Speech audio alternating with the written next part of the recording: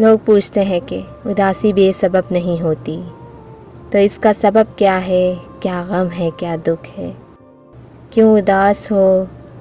میں کیوں اداس ہوں؟ مجھے خود نہیں پتہ کہ میں اس اداسی کی کیا وجہ بتاؤں۔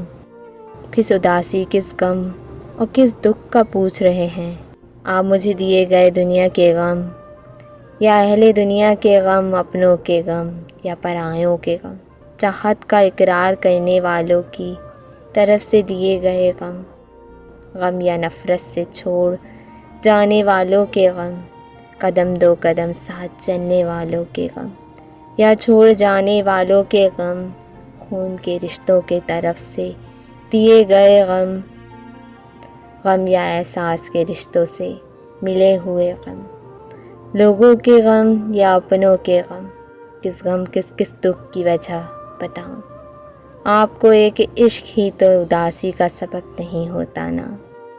جب یہ سب غم، دکھ، درد اکٹھے ہو جاتے ہیں نا، تو ایک اداسی جنم لیتی ہے، گہری اداسی، جو انسان کو اندر تک توڑ پھوڑ کے رکھ دیتی ہے، کھوکھلا کر دیتی ہے۔ ہم ہنسنے لگتے ہیں تو آنکھیں بھیگ جاتی ہیں، سانس لیتے ہیں تو سینے میں درد ہوتا ہے، دل دھڑکتا ہے تو کلائی دکھتی ہے۔ کوئی ایک غم ہو تو وجہ بتاؤں نا۔ ایک مجموعہ ہے، ایک لاوا جو ابل رہا ہے، جو اندر ہی اندر ختم کیے جا رہا ہے، کیے جا رہا ہے، کیے جا رہا ہے۔ بس خاک ہو جائیں گے، بس ایک دن خاموشی سے، بہت خاموشی سے۔ ہم وہ ہیں جو ٹوٹ پھوٹ کر بھی جن کے دل دھڑکنا یاد رکھتے ہیں۔